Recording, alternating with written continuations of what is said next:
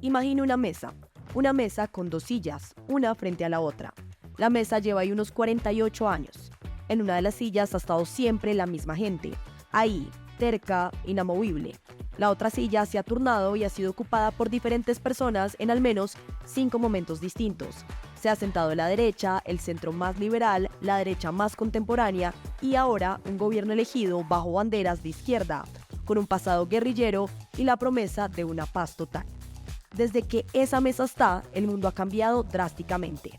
El muro de Berlín cayó, Chile celebró elecciones democráticas tras la caída del régimen militar, Colombia expidió una constitución progresista y firmó los acuerdos de paz con las FARC, Irlanda del Norte y Sudáfrica firmaron la paz y esta puso fin al apartheid, entre otros cambios.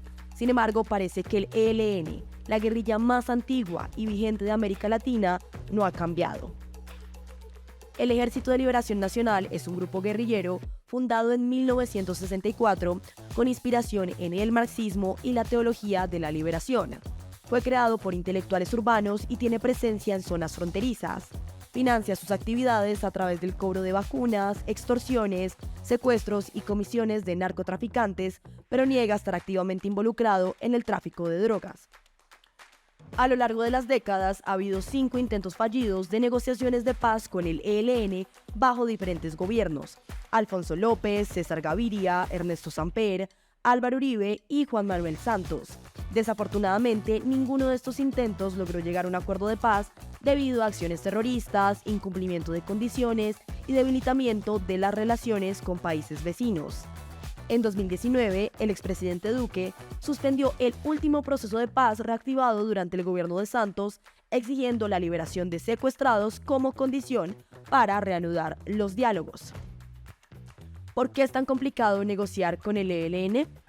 Los expertos explican que el ELN funciona como una federación, con autonomía de sus frentes en todo el país y toma decisiones a través de procesos de conciliación. La estructura del ELN incluye un comando central y una dirección nacional con representantes de cada frente. Negociar con el ELN es más complicado que con las FARC debido a su forma de organización. Las intenciones de paz con esta guerrilla han sido frustradas, ya que la voluntad de paz de un frente no implica avances con todos los demás. Hoy, una vez más, el ELN se ha sentado a negociar.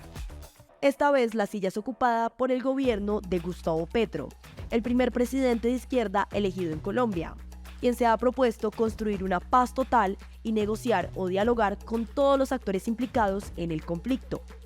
Desde noviembre de 2022 inició en Venezuela el primer ciclo de conversaciones con el ELN y, para Navidad, el presidente Petro quiso dar el regalo de un cese al fuego con esta guerrilla. Sin embargo, poco después nos enteramos por un comunicado del ELN de que no había sido así. Aún no existe acuerdo alguno en esa materia. Petro ha invitado a su equipo negociador a cerrar este tercer ciclo, el que se está dando hoy en La Habana, con un acuerdo de cese de hostilidades, ya que hasta ahora no se ha logrado. Según un informe del CERAC, el ELN llevó a cabo 12 ataques en febrero de este año, los cuales han continuado en varias regiones del país. Las comunidades ruegan para que no haya más violencia. Dentro de la agenda de negociación se ha establecido que la participación activa de la sociedad es fundamental para el éxito del proceso. La agenda acordada en el segundo ciclo de conversaciones en México enfatiza la necesidad de la participación de la sociedad para definir y llevar a cabo las transformaciones necesarias para alcanzar la paz. La participación social es un mandato constitucional en Colombia y la paz es un derecho y un deber que todos debemos cumplir. En este sentido, es importante que se escuchen y se consideren una amplia diversidad de voces para construir un acuerdo sólido y sostenible. Por esta razón hemos invitado a Oti Patiño, actual jefe del equipo negociador, y al mayor general retirado Eduardo Herrera, ex negociador del gobierno Santos, a que nos respondan si es viable la participación ciudadana en la negociación con el ELN, sin un cese al fuego y de hostilidades. Sus ideas serán debatidas por un panel de participantes conformado por un líder social, un empresario, una periodista, un académico y una vocera de una organización de la sociedad civil. Se los presentaré a medida que tomen asiento y tomen la palabra. Hola, mi nombre es Laura Camila Vargas y seré su anfitriona en esta primera pecera de la mesa de negociación a la ciudadanía. Bienvenidos y bienvenidas a Sin Estanque, Pescando Ideas para la Paz, un video podcast de FESCOL y La Paz Querida.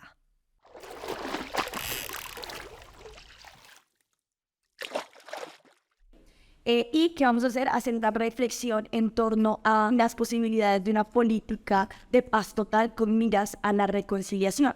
¿Y en qué contexto? Bueno, pues en el contexto actual de negociaciones de paz del gobierno de Gustavo Petro con la guerrilla del ELN, las cuales se retomaron en noviembre de 2022 y hoy ya van a comenzar su tercer ciclo de negociaciones en Cuba. De hecho, los negociadores están prontos a viajar a este país para retomar este ciclo de negociaciones.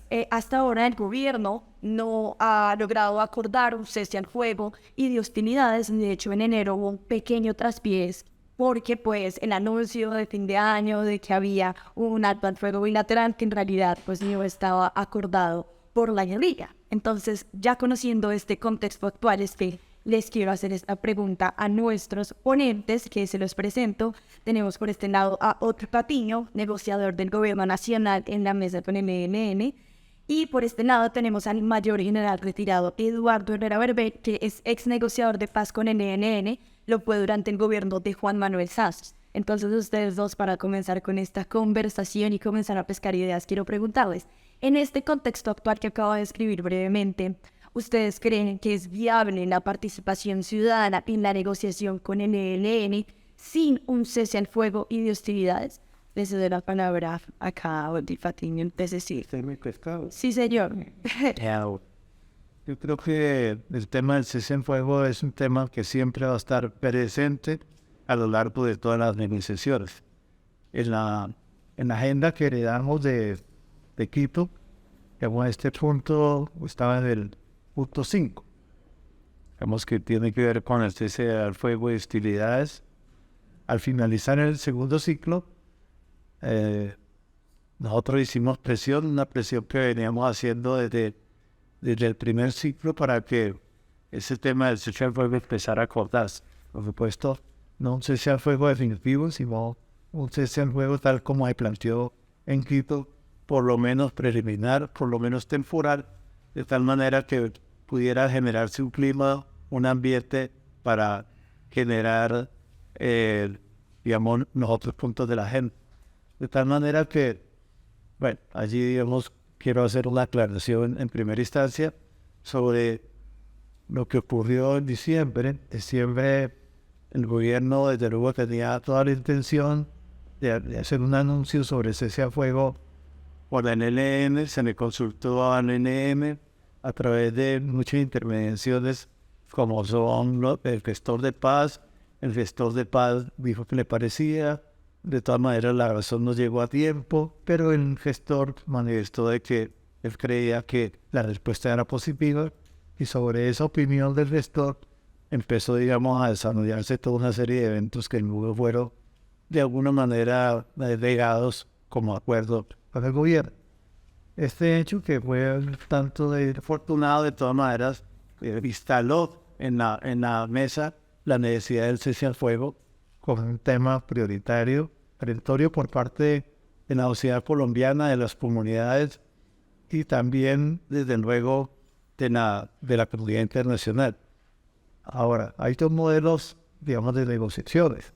Uno que plantea que al principio de hacerse el cese al fuego para poder conversar, bien sea el cese al fuego tratado con una tregua, bien sea al final un desarrollo y que ponga, digamos, condiciones para que el fin del conflicto esté antecedido sobre ese cese al fuego. Creo que en el caso nuestro hemos logrado de que el cese al fuego se articule con el proceso de participación, donde los tres primeros puntos están profundamente entrelazados. Participación significa también generar democracia para la paz, es una participación para la construcción de paz en Colombia, que no es solamente negociación, también que la sociedad empiece a generar condiciones y apoyos, y con el tercer punto, que significa también transformaciones para la paz. Que en esto el ELN ha insistido mucho de que hay que hacer la paz para hacer los cambios y hay que hacer los cambios para hacer la paz. Es decir, si pensar en que los cambios estructurales, digamos que a veces requieren muchos tiempos, creo que sí es importante mostrar que frente a un Estado como el colombiano, que ha sido tan precario en el cumplimiento de los acuerdos, mostrar que sí es posible desarrollar acuerdos cumplibles, tales como se hicieron el acuerdo del alivio monetario en el Pacífico, que apenas empezamos. Desde luego eso desencadena un proceso muy importante porque el segundo paso significa mirar todas las políticas de retorno de la gente que fue desplazada de allá a esa región. No estamos satisfechos con que simplemente haya unos alivios que pueden solucionar momentáneamente una situación de hambruna, de problemas de salud, de escolarización de los niños o de confinamiento, porque también se dan allá, sino que también pueda generarse un regreso a esas zonas. Indudablemente alguna gente allá ha regresado, aún digamos con los riesgos que significa regresar a zonas que hoy están en medio del conflicto. Los refugios se genera una revictimización de las personas que llegan a esos refugios. Esa crisis humanitaria que estamos viendo, si concentramos recursos del Estado en pequeños territorios, es muy probable que se puedan solucionar las cosas en el corto plazo y además en pequeño. Es lo que nosotros hemos llamado realizar, digamos, unos efectos demostrativos que pueden expandirse a muchos otros del territorio nacional. Y eso nos mostró, bueno, en la etapa inicial lo pudimos hacer aún sin cese al fuego, pero ya en una etapa posterior es necesario que los actores armados que están en disputa, digamos, adopten conductas de respeto frente a la convención, porque al fin y al cabo, en nuestro proceso lo importante es la punición, no solamente las víctimas, que son un aspecto muy importante, fundamental, digamos, en cualquier proceso de paz, sino fundamentalmente la punición. Y en la medida que se profundice el cese al fuego, pues obviamente, digamos, hay que construir más política, porque al fin y al cabo el fin del conflicto tiene que ver con la desactivación de las armas como un instrumento para hacer la paz.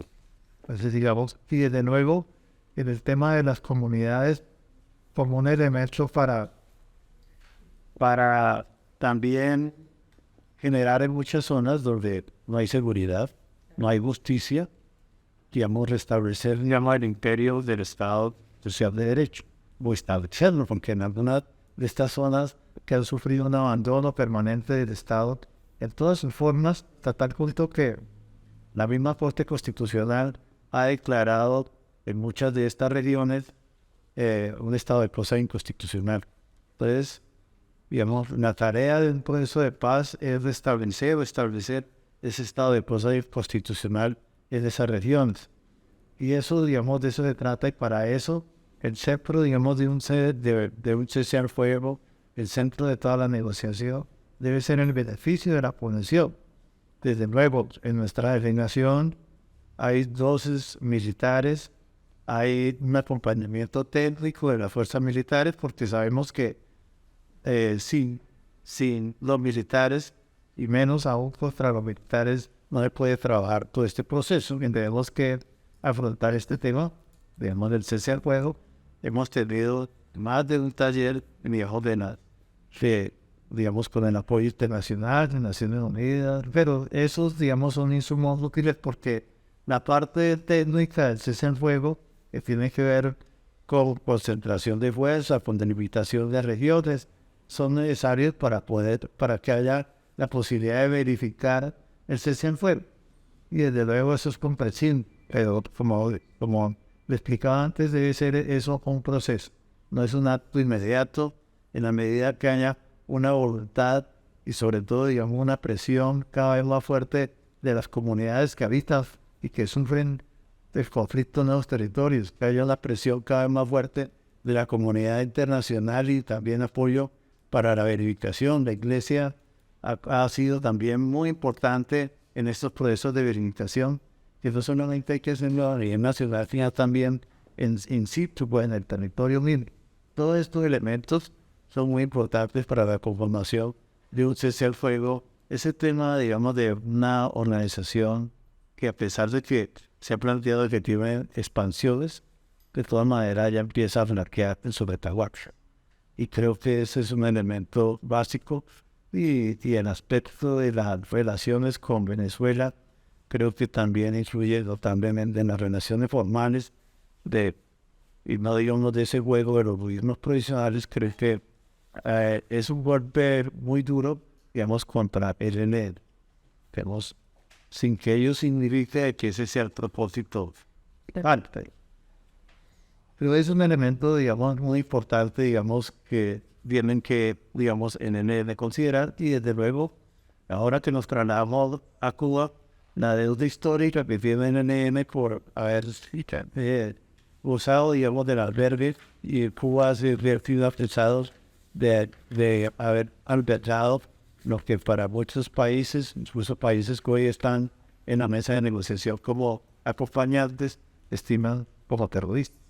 Entonces, todos estos elementos, digamos, de la disminución de los espacios de retaguardia es un elemento muy importante. El otro aspecto tiene que ver con la economía ilegal. Mire, digamos, el tema del narcotráfico no es un tema solamente policial o militar, es un tema económico. Mucha gente está comprometida con ese fenómeno y desde luego tiene que haber una transición hacia economías legales. Ese es, digamos, y tiene que haber elementos de transición donde seguridad y justicia estén fundamentalmente articulados. Es decir, no basta hablar de seguridad sin hablar de justicia. Y la justicia aquí se ha establecido solamente como un elemento, digamos, de cierta condonación, digamos, tanto a los que han participado del conflicto, militares, guerrilleros, digamos, que han participado del conflicto, para atenuar un poco la aplicación de una justicia regular, lo que se llama justicia transicional. Tenemos que construir una justicia donde sea posible de comunidades enteras que se comprometen o han estado articuladas a economías ilegales, puedan transitar también a economía legal. Poder superar ese fenómeno de esas economías es un elemento fundamental para evitar la expansión de estas organizaciones, porque mucha gente se articula con estas organizaciones debido, digamos, al amparo o a que encuentra en ellas una aceptación, digamos, de ese tipo de economías. Y la justicia, repito, este elemento de justicia tiene que ver con la proximidad. El Estado, construir Estado, no puede ser mandar un juez de Bogotá, digamos, una región cercana donde, digamos, imperan estas organizaciones y impera un estado de ilegalidad. A un campesino le roban una vaca, el poner la denuncia equivale a andar de no sé cuántos kilómetros, días. Entonces, ¿a quién acude? Es al tipo que tiene, como decía alguien, la pistola más grande para que aplique justicia, y generalmente es una justicia buena. Desde luego, generar nuevas relaciones de convivencia en las regiones, eso es un elemento muy importante, pero es un elemento, digamos, que se hace un poco de default. Pero si adoptamos este nuevo modelo que estamos planteando, de ir haciendo acuerdos que sean cumplibles, digamos, pues sí podemos avanzar en una dinámica de negociación y de desmonte y de fin del conflicto. Y ese fin del conflicto tiene que ser un horizonte que siempre avisoremos en todo lo que hagamos, en participación. Si se hace la participación sin mirar el fin del conflicto, esa participación simplemente lo alimenta. Si hacemos acciones humanitarias y aplicamos el DIH simplemente para humanizar la guerra, pero no para ponerle fin a la guerra, pues estamos desalimentando el favor de la guerra. Por esta razón, el DIH está escrito dentro de lo que algunos llaman el ius ad bellum, ¿no? Creo que ese es el nombre en latín, el derecho a la guerra. Bien, es decir, está ligado a eso. Y no está ligado al derecho a la paz. Marchar, digamos, es hay elementos humanitarios que conduzcan a la paz, digamos, el derecho a la paz que está consagrado en nuestra Constitución Política de Colombia. Esta situación que ha pasado en muchos otros países no es nueva, se desmontan las organizaciones que están haciendo la guerra contra el Estado. Básicamente las insurgentes. Pero hay una serie de organizaciones que coexisten con el Estado mismo y a veces le ayudan al Estado en algunos casos. Ese desmonte, digamos, de la violencia como un estado de cosas natural, digamos que pasa en muchas partes, hay que hacerlo simultáneamente. Digamos, tenemos un mar de violencia y un poquito de guerra. Por supuesto, lo ideal es que ese poquito de guerra ayude a anonar la terminación de la violencia. De eso hay que convencer al ELN un poco de que en lugar de sentir asco, por decirme de otra manera coloquial, por las otras organizaciones que no sean políticas, digamos, puedan ser un factor dinámico también en que esas organizaciones contribuyan y puedan ayudar a generar paz. Y entonces ya no es simplemente un tema de separación de los procesos, sino que haya la posibilidad de articular procesos para que, en fin de cuentas, el tema de la paz total, que en ninguna parte del territorio, ningún actor ilegal gobierne. Ese es, digamos, el objetivo último de la paz total. Muy puntual. Les sobró tiempo. Les revelado. ¿Lo puedo tomar? Sí, claro, les doy la palabra que vi el pescadito. General, super gracias. Para dar respuesta a esta pregunta que nos convoca, lo quiero hacer en dos momentos. Un primer momento relacionado con la negociación en la administración Santos y un segundo momento ya para darle una respuesta concreta a la pregunta. De ese primer momento que retomo, los tres logros que se llevaron a cabo. Un acuerdo de diálogos de 2016, un cese al fuego bilateral temporal nacional de 101 días, unas audiencias preparatorias.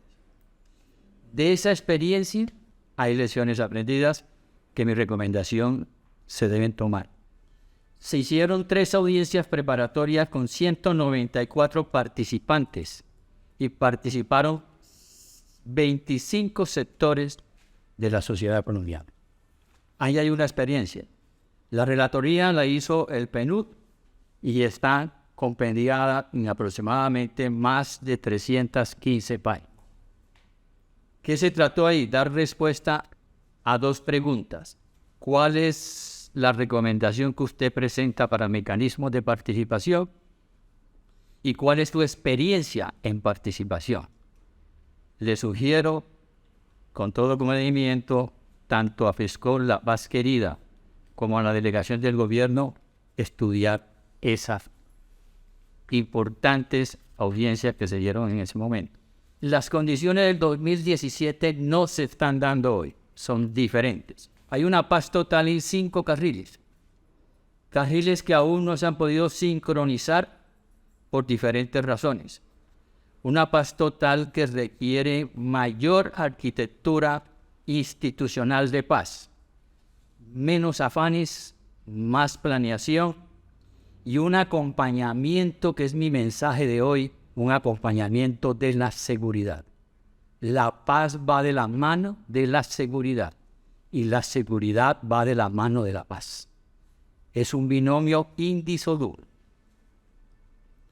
Hay que tener en cuenta hoy que hay una mutación del conflicto armado, donde priman los intereses económicos y no ideológicos. Y hay una configuración de un nuevo mapa criminal que se debe tener en cuenta en la mesa de negociación. Cualquier decisión que se tome en la mesa de un cese al fuego no puede estar ajena a ese escenario multicrimen. El razonamiento es sí es posible, pero con riesgo de constreñimiento e intimidación armada. Es inaceptable la interacción con sociedad portando armas. Lo que vimos en el Yarí no se puede volver a repetir en Colombia.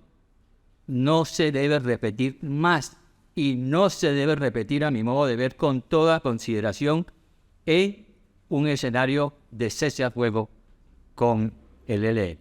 Para un cese al fuego que no tenga ubicación de las estructuras del ELN o agrupación georreferenciada definida. con verificación internacional. De esa manera se podría fortalecer el binomio paz-seguridad. En este momento en el país hay 6 confrontaciones armadas y eso indudablemente marca cualquier cese. Hay superposición de confrontaciones del Clan del Golfo con el ELN. Hay una presión armada de estas organizaciones que genera miedo, hostilidades y población no combatiente, a la población no combatiente. Hay riesgos y amenazas a sectores sociales y defensores de los derechos humanos. Y la única manera de cumplir la política de paz que salió hoy, Oti, un cese al fuego, por favor, debe facilitar la conducción y dinámica operacional de las fuerzas. De no ser así, es mejor no hacerlo, porque lo que hace es agravarse una situación de la seguridad territorial, que es el péndulo que debe marcar hasta dónde se puede avanzar en un cese que no sea con ubicación. La delegación del gobierno, cuando hicimos parte con el jefe que está aquí, Frank Perry, la responsabilidad era de velar por la seguridad territorial, recibir asesoría técnica de elaboración de protocolos por parte de los militares, aprovechar los observadores que están en la mesa en este momento, que son componentes de servicio activo. Los militares no somos enemigos de la paz, pero queremos una paz que no conlleve ninguna claudicación de la institucionalidad y genere un ambiente en la ruralidad que permita la protección de la vida y el desarrollo, apoyando a la paz pero con seguridad territorial y cumplimiento de su misión. Unos comentarios finales. Un cese hoy con movilidad nacional es imposible y inviable a mi modo de ver. El sistema persistente multicrimen no lo permite. Hay superposición de Gauss y ELN. Hay 6 confrontaciones. De ahí la necesidad de que se trabaje el cese al fuego de hostilidades con ubicación temporal o reagrupación georreferenciada definida. La fuerza pública debe cumplir su misión constitucional para neutralizar factores de inestabilidad, protección de comunidades, desmantelar fuentes de economía ilícita, lucha contra el narcotráfico, control institucional del territorio, disuasión creíble ante los violentos, dinámica operacional plena, coadyuvar a la acción unificada del Estado para que éste haga una presencia más efectiva que permita mejorar las condiciones en que viven muchas de la ruralidad colombiana.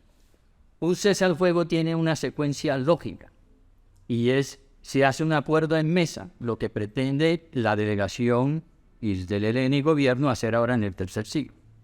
Ese acuerdo en mesa da los lineamientos generales del cese. Después de eso se define en mesa con alguna asesoría militar el mecanismo de verificación. Y el mecanismo de verificación debe estar activo y listo antes de que inicie el cese. Luego se da la elaboración de los protocolos en una subcomisión técnica de las fuerzas militares y el grupo armado ilegal. Y finalmente se produce el decreto presidencial. Entonces, garantizar la seguridad territorial es posible, con cese al fuego, pero un cese bien estructurado, bien definido, que permita y le dé maniobra a las fuerzas militares para operar contra otros actores violentos. Lo que no se puede llevar en un cese al fuego es modular la misión de las fuerzas militares. Entonces la seguridad territorial es el mejor aliado de un cese. Nos quedan 3 minuticos y yo entonces quiero centrarnos mucho en la pregunta. Entonces, para usted, entonces, no es posible la participación ciudadana si no sean estas condiciones. Así como...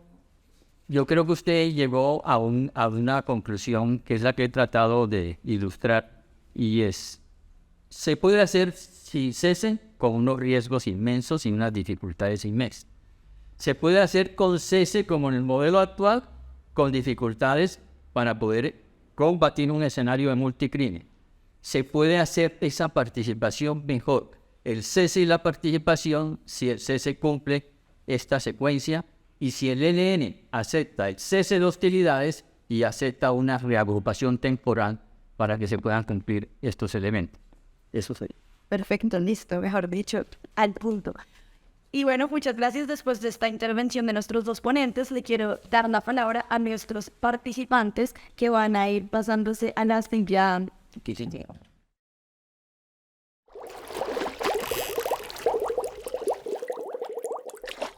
Bueno, se animó Luis Fernando Trejos, que es experto en conflicto armado de la Universidad del Norte. Él va a hacernos apreciaciones también sobre alrededor de esta pregunta, bajo su experiencia, su conocimiento, qué piensas y si es posible o no la participación, aunque no haya un cese al fuego. También le puede hacer preguntas o comentarios a nuestros dos ponentes. Entonces, adelante, Bertrand. Bueno, un saludo a todos y todas las presentes y agradezco mucho la invitación a FERCOL y a las más queridas. Y lo primero, creo yo, tanto a Oti, jefe negociador, porque también el general, porque se habla del cese al fuego, pero creo que aún no se define el cese al fuego para qué, ¿no? O sea, ¿cuál es la intención del cese al fuego? Yo creo que por parte del gobierno está claro, los alivios humanitarios siempre han estado en un telón de fondo en la narrativa estatal, pero todavía de parte del ELN eso no está claro.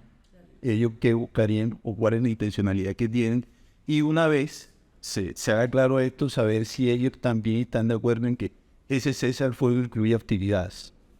Si eso no es así, se correría un grave riesgo, ¿no? Y es que si se mantienen las hostilidades activas, puede haber un proceso de fortalecimiento militar de esa organización armada, ¿no? Y de expansión, como lo señalaba el general anteriormente, podemos llegar a escenarios en los cuales la fuerza pública pelea en las guerras del ELN en algunos territorios, ¿no? Caso de Chocó, caso del sur de Bolívar, donde hay una guerra abierta con las AGC, o en el caso de Arauca con una disidencia del Estado Mayor Central. Yo creo que es necesario ir explorando escenarios de participación sin cese al fuego. ¿Y por qué?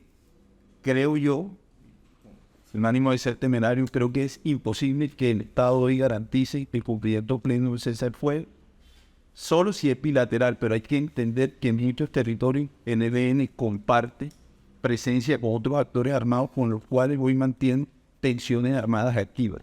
Entonces yo sí creo que se deben explorar estos escenarios de avanzar en la participación, así todavía no se avance plenamente en temas de cese al fuego, y quizás pensar entonces en escenarios de participación, así como bien lo dijo el general, con las audiencias que hubo, que se hicieron creo que en Tocancipá, o sea, se pudiera pensar en escenarios urbanos y suburbanos en los cuales haya mayor control del Estado y una fuerte participación de comunidad internacional tratando de dar garantías.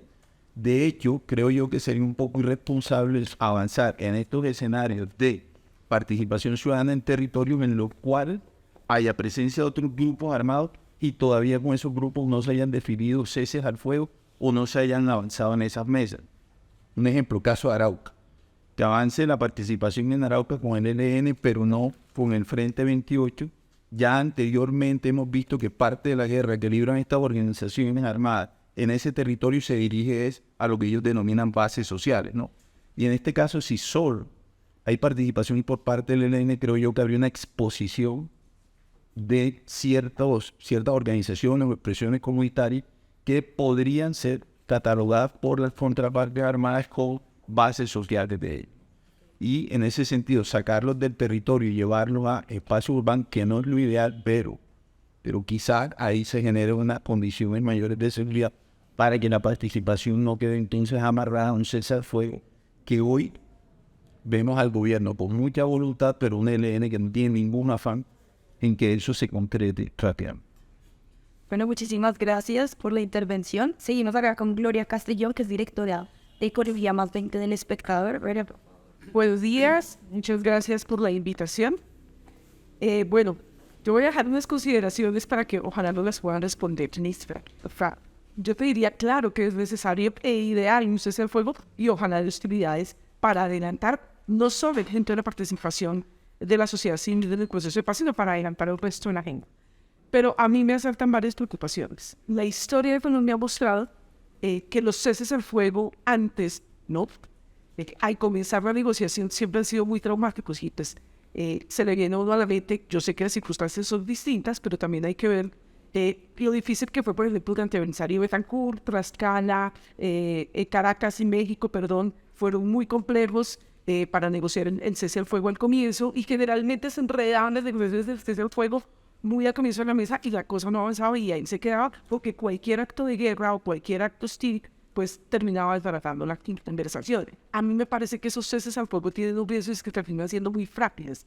Creo que la pregunta de para qué es el cese al fuego es muy importante resolverla. ¿Para qué queremos el cese al fuego?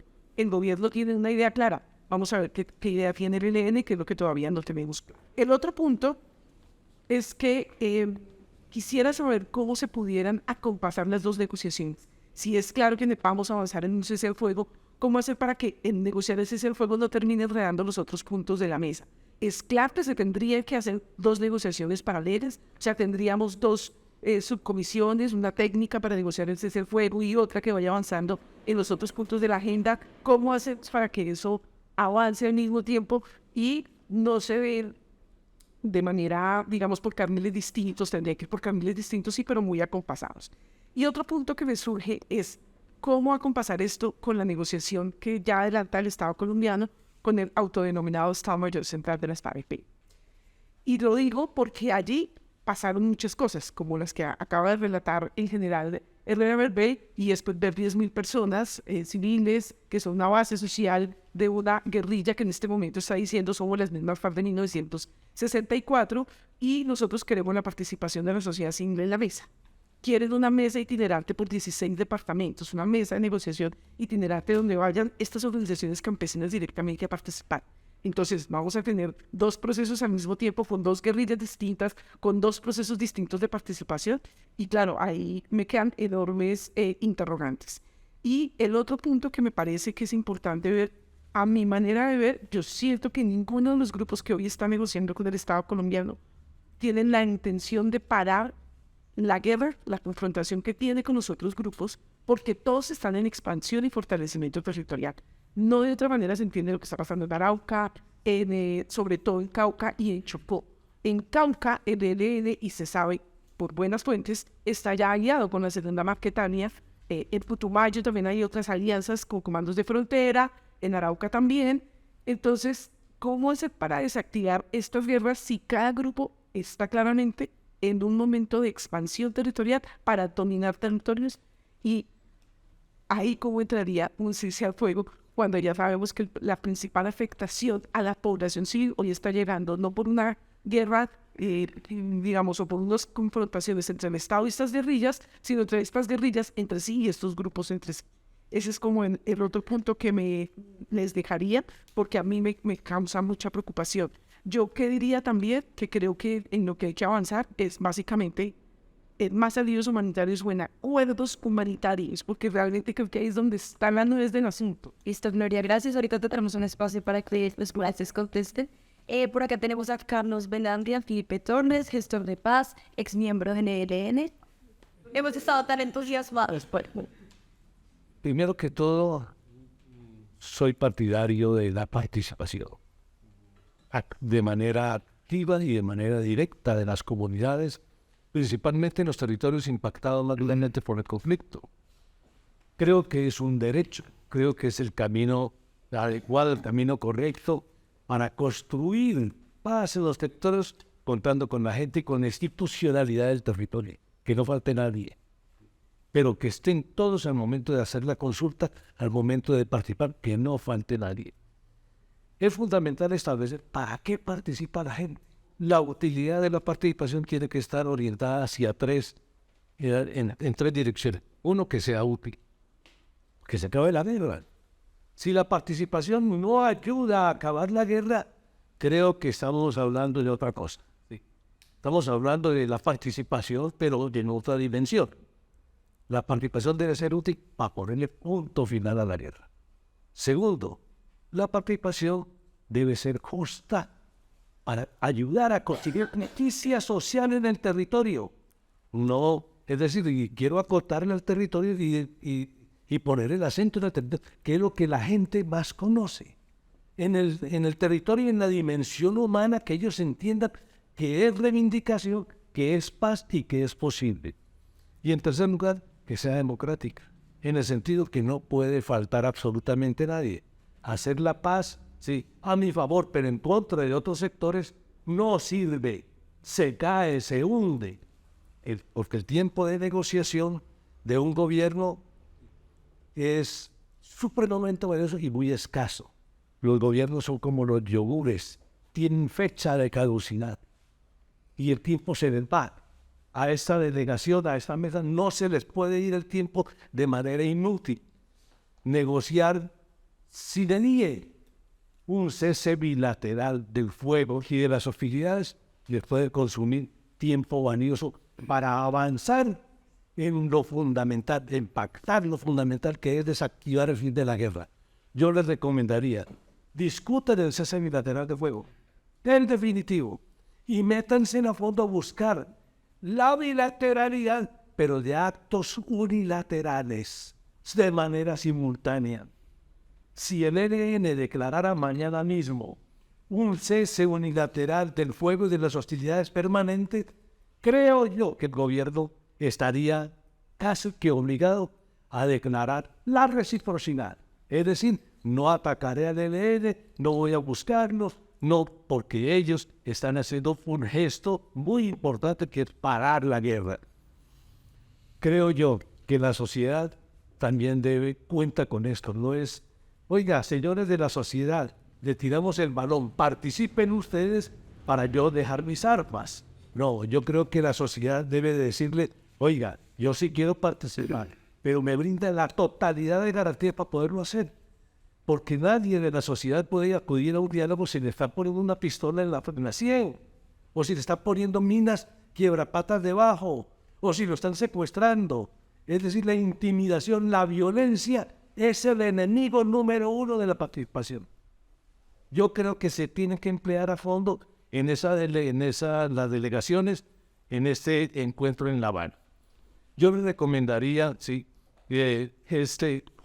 buscar por vía del desescalamiento y por vía de los ceses unilaterales, ¿sí?, el bajar la confrontación. Finalmente, sí, no estoy de acuerdo con las negociaciones de alivios humanitarios. Los alivios humanitarios apaciguan, pueden llevar a un apaciguamiento y y llevar al conflicto a un estado donde las partes se sientan muy confortablemente, y con eso lo que se prolonga es el conflicto. Y lo que se debe buscar es más bien la finalización total de la confrontación. Muchísimas gracias, Carlos. Sí, entonces de la palabra se la pasamos acá a Frank Brill, que es empresario y exalto comisionado para la paz. Frank, gracias por estar aquí. Cuéntanos tus apreciaciones, por favor. Bueno, la paz total son una serie de autopistas que van avanzando de manera simultánea y son interdependientes entre sí. Hay varias.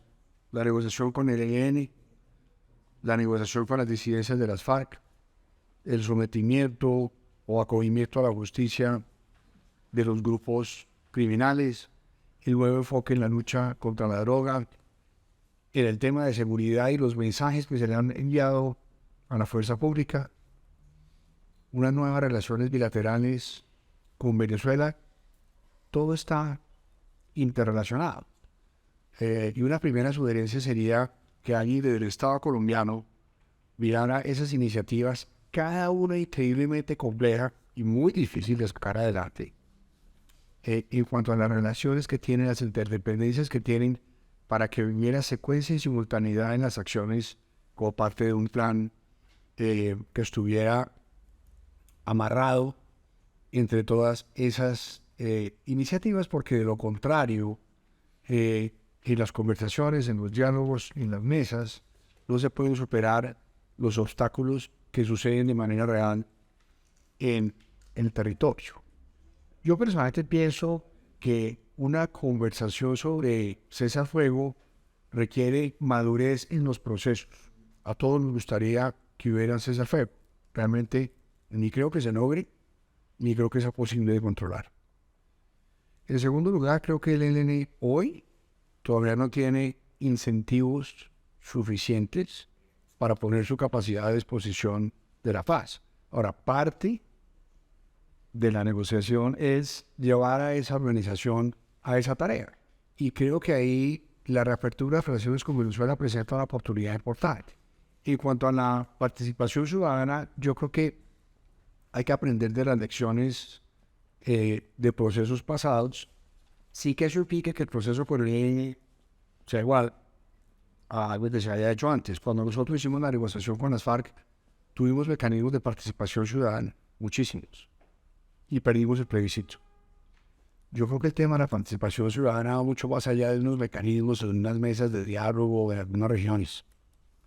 La participación ciudadana verdadera, que puede impulsar un proceso de paz, es que los 50 millones de colombianos estemos comprometidos con el enfoque de la paz total.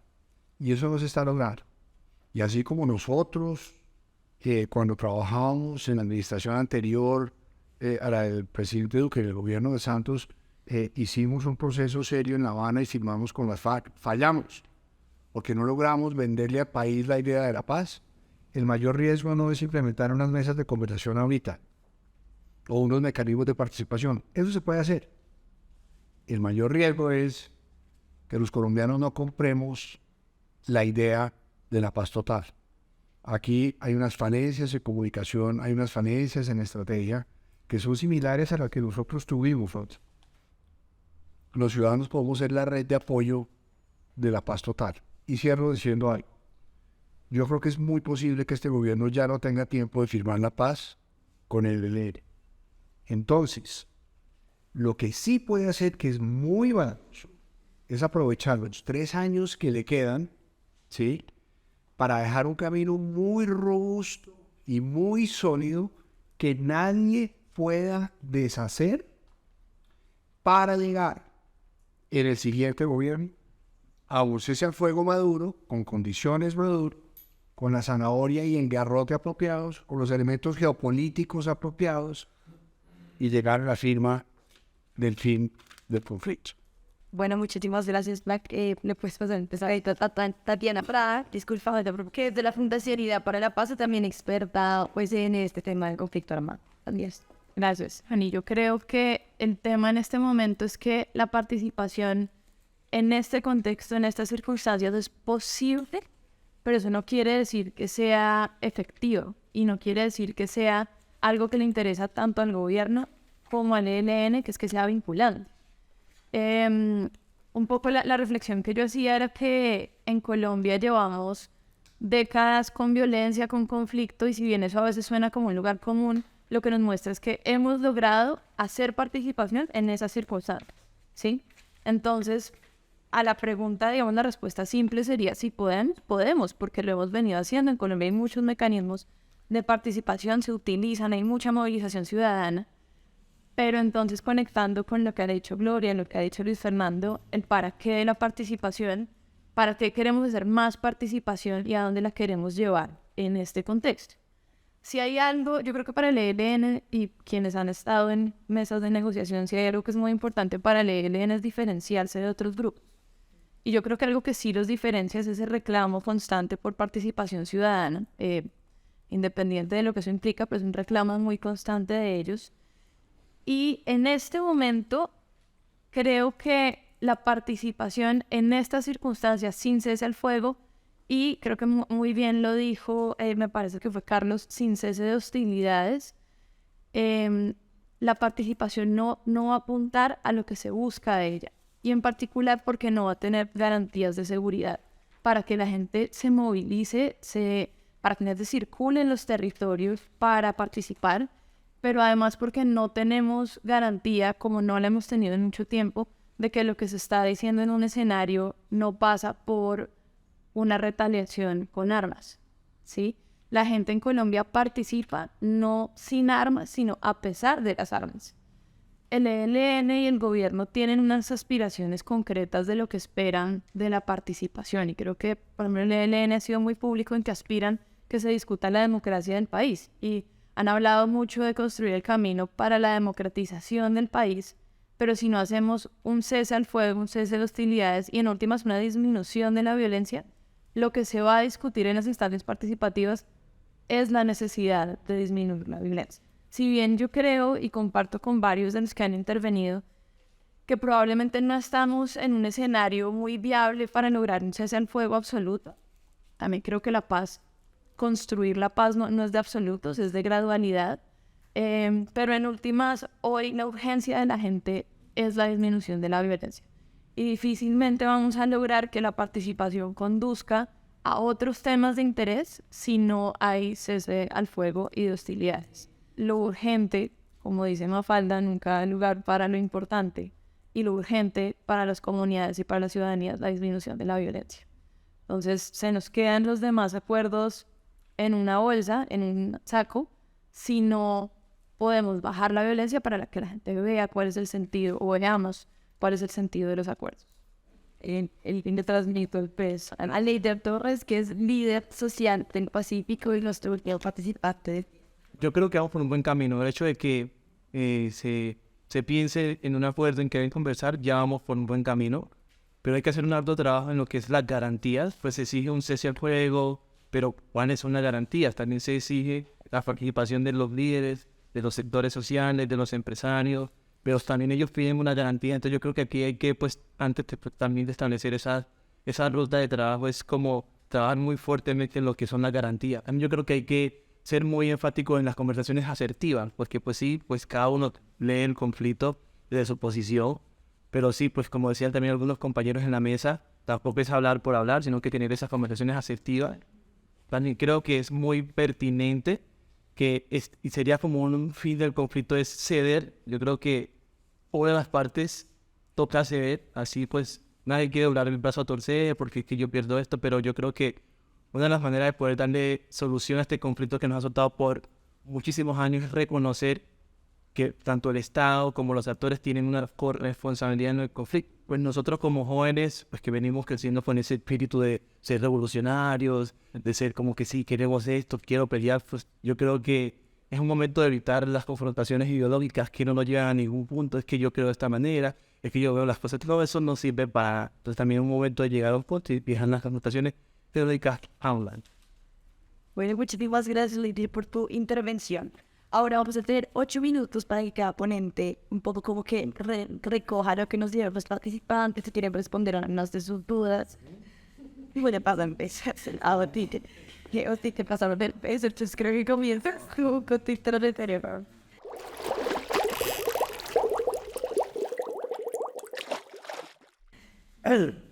Bueno, hay tantas preguntas, tantas opiniones que es difícil organizar esto.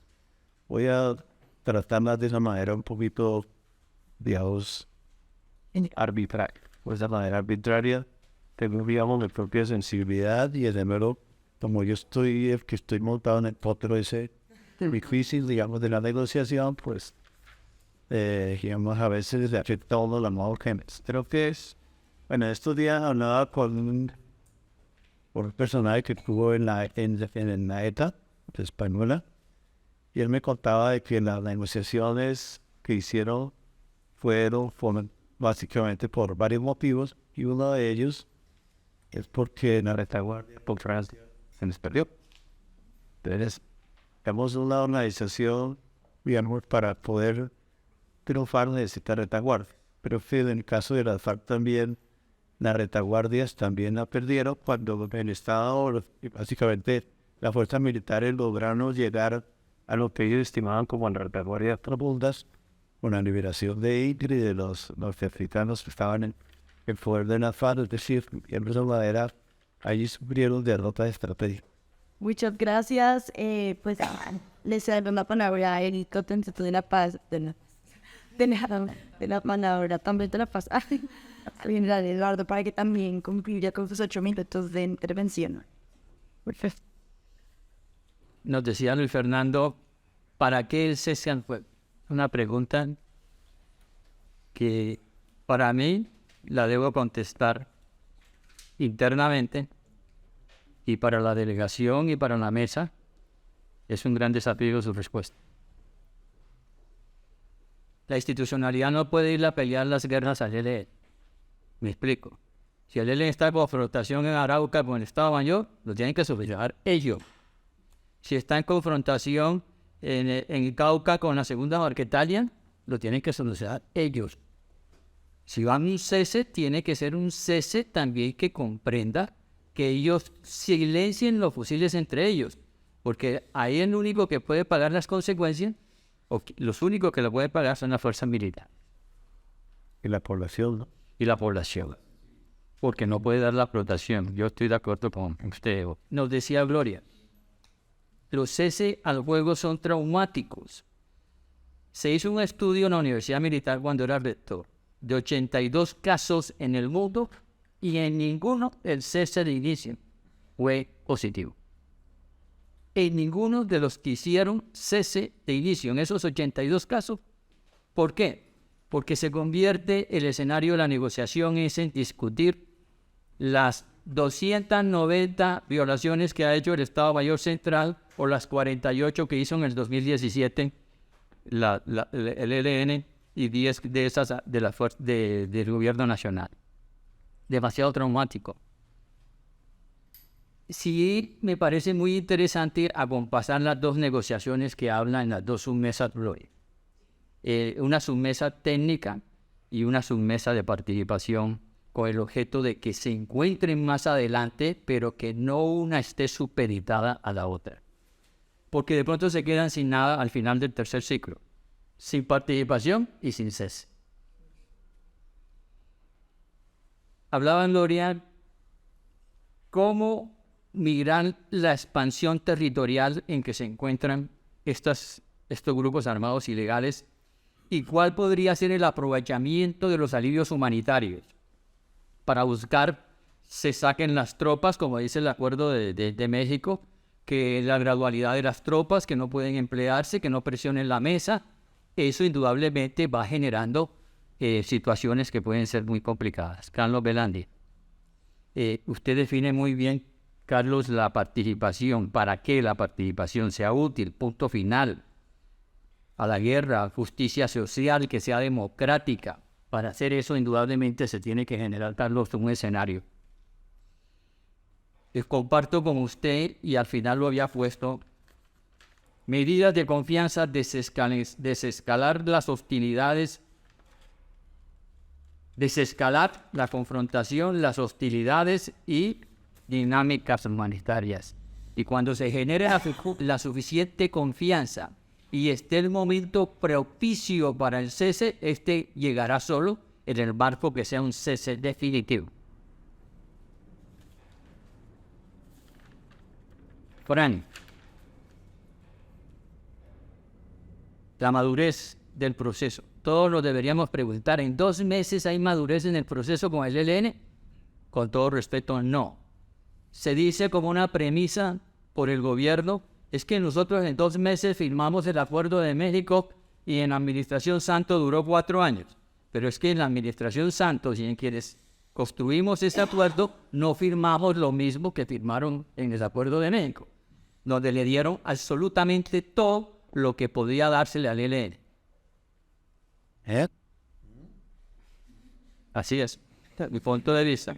Respeto otros puntos de vista, porque en eso está la diversidad del pensamiento, respetar otros puntos de vista, pero lo podríamos confrontar. El Acuerdo de México es un acuerdo amplio, muy amplio.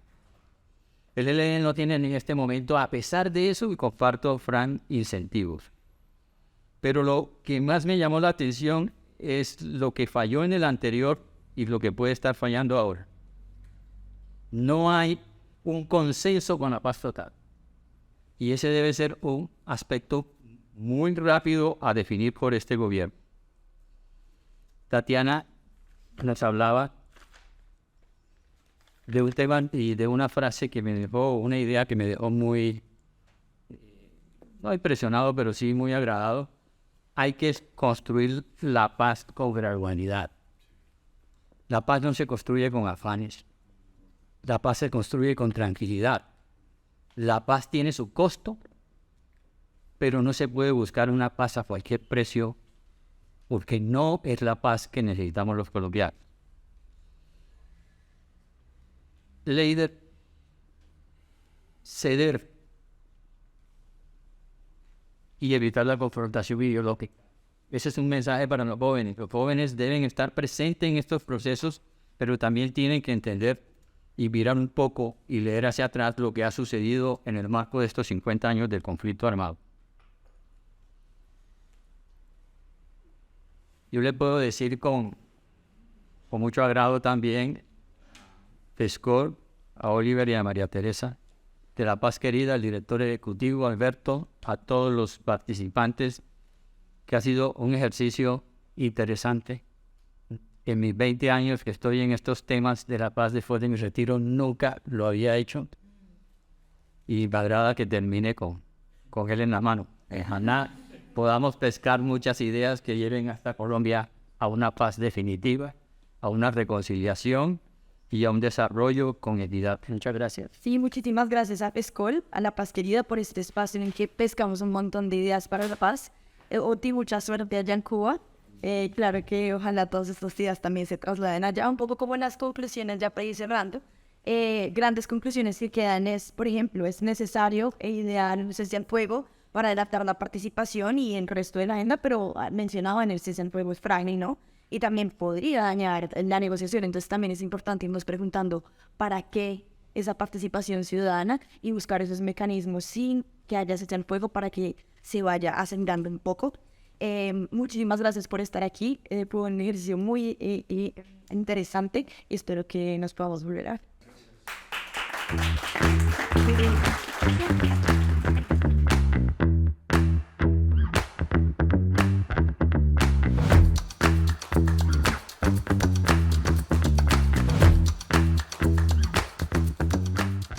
Gracias a Oti, al general Eduardo y a los demás participantes, también a nuestra audiencia por llegar hasta acá. Ya lo han dicho ellos y ellas, y es claro que, aunque un cese al fuego y de hostilidades sería ideal, debemos seguir dialogando y buscando estrategias para garantizar la seguridad y la participación ciudadana en la negociación con el ELN. El proceso de construcción de la paz es una tarea difícil, muchas veces ingrata, pero debemos aprender de experiencias anteriores y avanzar en la identificación de mecanismos para la participación de la gente en condiciones seguras, pues la paz debe incluir a todas las voces y territorios. ¿Ustedes qué opinan? ¿Cuál creen que será el futuro de esta mesa? Esto ha sido Sin Estanque, pescando ideas para la paz, la primera conversación de 5, un proyecto de La Paz Querida y FESCOL. Hasta la próxima.